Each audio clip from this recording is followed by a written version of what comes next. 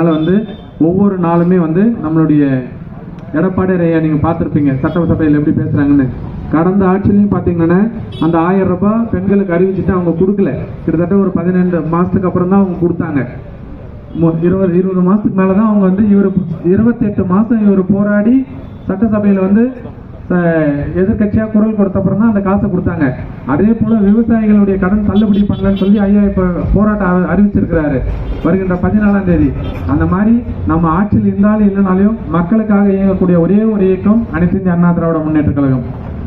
அது குறிப்பாக விவசாயிகளுக்காக நான் வந்து என்ன நிறைய பேசிட்டாங்க. எனக்கு முன்னாடி ஒரே ஒரு கருத்து மட்டும் தான் உங்ககிட்ட சொல்லணும்னு நினச்சேன்.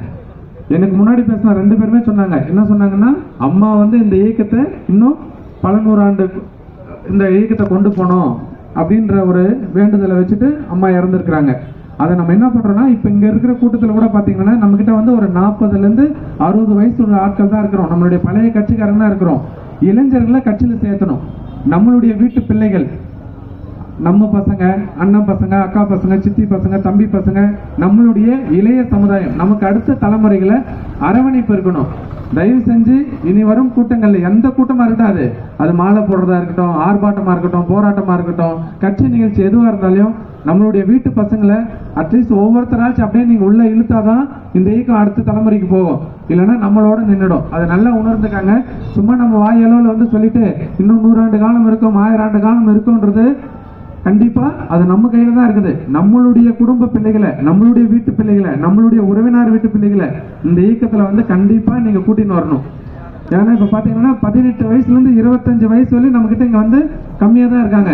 ஆனா அதுவே 40 வயசுல இருந்து 60 வயசு வரையும் மொத்தமே எவ்வளவு பேர் இருக்கும் பாருங்க. பர்சன்டேஜ் நீங்க கால்குலேட் பண்ணி பாருங்க.